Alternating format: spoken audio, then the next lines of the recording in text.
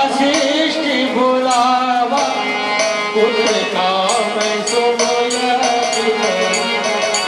प्रगति कहे थे मुनि आहुति दीने लगते अग्नि चलो करनी है। और देखिए संगी ऋषि ने यज्ञ कराया। उस यज्ञ के द्वारा यज्ञ भगवान प्रकट हुए। उन्होंने अग्नि के द्वारा अग्नि में से प्रकट होकर के यज्ञाग्नि से प्रकट होकर चरु निकाला और चरु जो है दशरथ जी महाराज को दिया।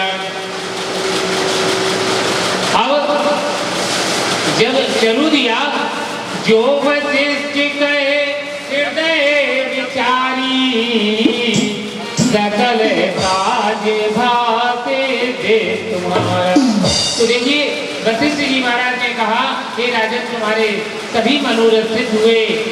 ये हवि पाठ देव द्रव्य जाई जथा जोगे जिन्हें भाग्य बनाई। और यथा योग्य सबको भाग देने लगे। तो देखिए चरु में क्या था, जो हवि से जो निकला वह खीर थी। खीर किससे बनी हुई थी? खीर में क्या क्या चीजें डाली जाती हैं? तो महाराज खीर में डाली जाती है, पहली चीज क्या होती है? चावल। चावल जो डाले जाते हैं वो चावल क्या है? कर्म का प्रतीक है।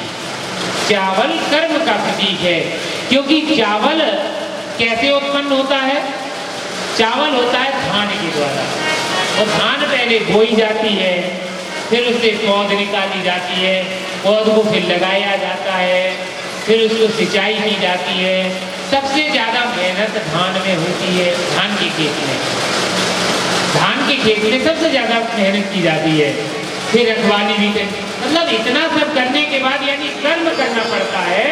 जब कहीं वो चावल निकल के आते हैं तो चावल जो है कर्म का रूप है। और इसके बाद चावल में क्या डाला जाता है? दूध डाला जाता है। और दूध क्या है? दूध जो है ये जिसको क्षीर कहते हैं, यह दूध ज्ञान और विवेक का प्रतीक होता है। जब ज्ञान और विवेक यानी कर्म के साथ, कर्म क्या है? चावल है। जब चावल यानी कर्म के साथ जब ज्ञान जुड़ जाता है और विवेक जुड़ जाता है, और उसके साथ में फिर क्या डाला जाता है? शक्कर डाली जाती है।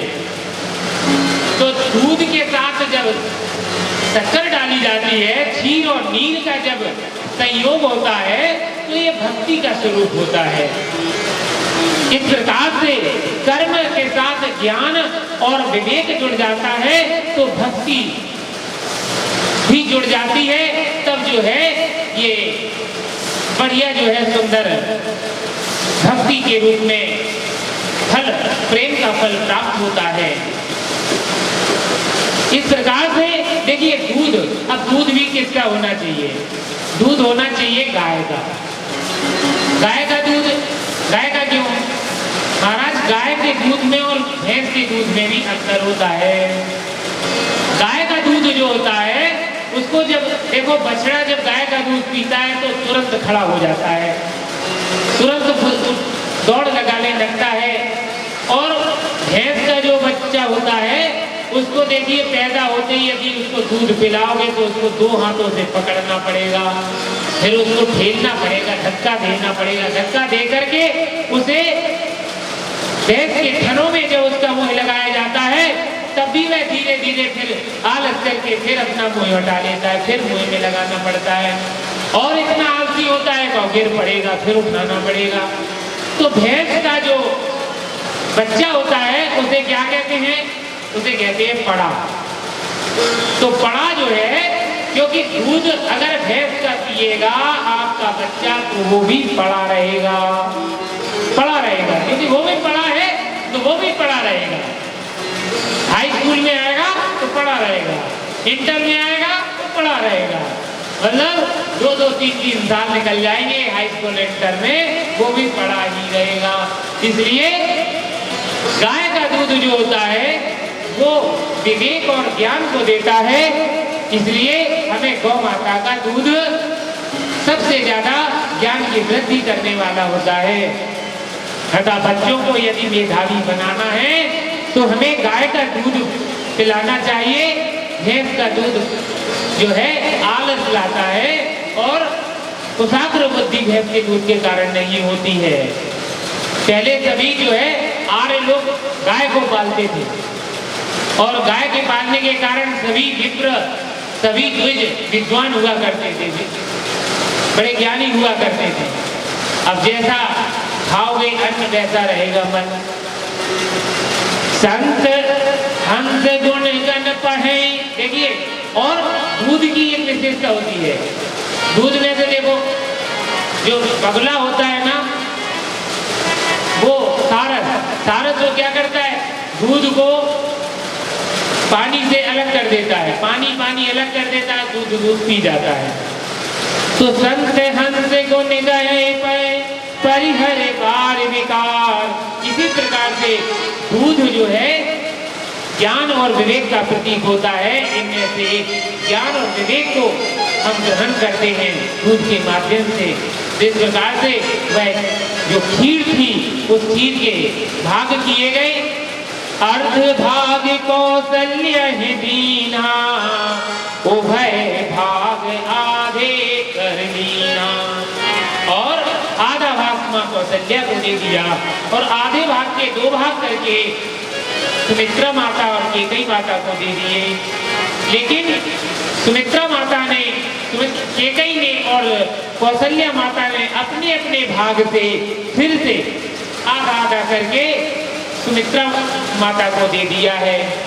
बैलेंस बिगड़ रहा है। आज के जमाने में क्या होता है कि यदि यही स्थिति आज के समय में हुई होती तो माताओं के घर में यदि दूध है और अगर 2-4 घर में देवरानी जेठानी है तो दूध के पीछे लड़ाई हो जाती है। हमें दूध नहीं मिला, हमारे बच्चों को दूध नहीं मिला, उसने सारा दूध रख लिया, चुपचाप रख देती है, दी जाती है, रोज लड़ाई होती है। और वो कैसा सामंजस्य था रघुकुल में कि देखो, उनके पास आधा भाग मां कौशल्या को मिला तो आधा उन्होंने अपने भाग से माता सुमित्रा को दे दिया और कैकेयी को मिला तो उन्होंने भी आधा भाग जो है अपनी छोटी बहन सुमित्रा को दे दिया। दोनों ने दे दिया। और आज जो है सब जगह हर घर में बैलेंस बिगड़ रहा है। थोड़ी बात पे झगड़ा होता है, अलग हो जाते हैं और बंटवारे की बात तो सबसे पहले शुरू हो जाती है। इस प्रकार से इतनी लड़ाइयां होती हैं कि वाह, इन्हें रसगुल्ला और हमें सूखी रोटी। मतलब बिल्कुल भी सहनशीलता नहीं है। उसे क्यों मिला इतना, हमें क्यों नहीं मिला। ये लड़ाइयां होती हैं, झगड़े होते हैं छोटी बात पे। लेकिन संतुलन, सामंजस्य ये जो है कहाँ है, ये कौशल्या माता, सुमित्रा माता और कैकेयी माता में, रघुकुल में सामंजस्य